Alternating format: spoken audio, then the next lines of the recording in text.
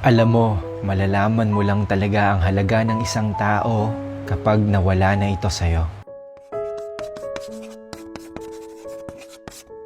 Alam mo, huwag mong baliwalain yung taong pinapahalagahan ka. Baka kasi dumating yung panahon na kailanganin mo siya pero sinukuan ka na niya. Malalaman mo lang talaga ang halaga ng piso kapag nagkulang ang pamasahe mo. Same as malalaman mo lang ang halaga ng isang tao kapag nawala na ito sa'yo. Kapag wala na sa tabi mo at hindi mo na siya nakikita. Kaya bigyan mo ng halaga ang taong nagmamahal sa'yo.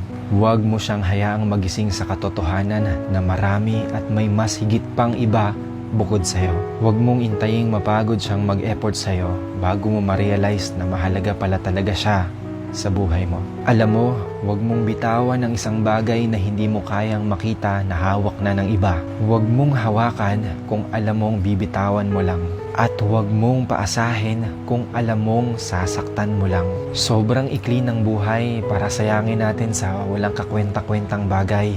Lalo na tumatanda tayo at lalo na sa nangyayari ngayon. Kaya bigyan mo ng sapat na pagmamahal ang taong mahal mo. Hindi ka palaging makakahanap ng taong gagawin ang lahat para sa'yo para maging masaya ka. Kaya learn to appreciate.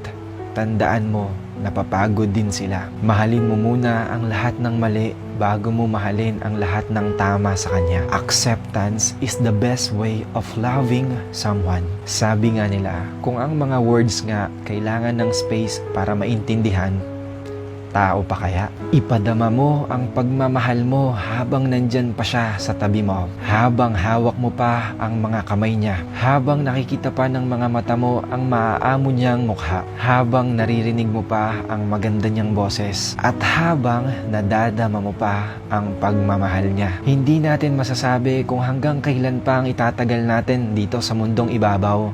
Kaya habang nandito pa tayo, ingatan mo, pahalagahan mo, at higit sa lahat, suklian mo ang pagmamahal niya sa'yo. Tandaan mo, maikli lang ang buhay, kaya maging masaya ka.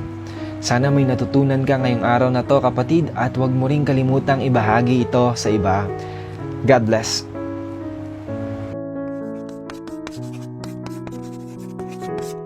Ako naman po ang humihingi ng tulong mula sa inyo. 1 minuto lang po ito. Sana po iboto nyo po ako sa sinalihan ko. Suportahan nyo po ako. Iko-comment ko po sa baba yung link at sana po maboto nyo po ako. Maraming salamat po and God bless.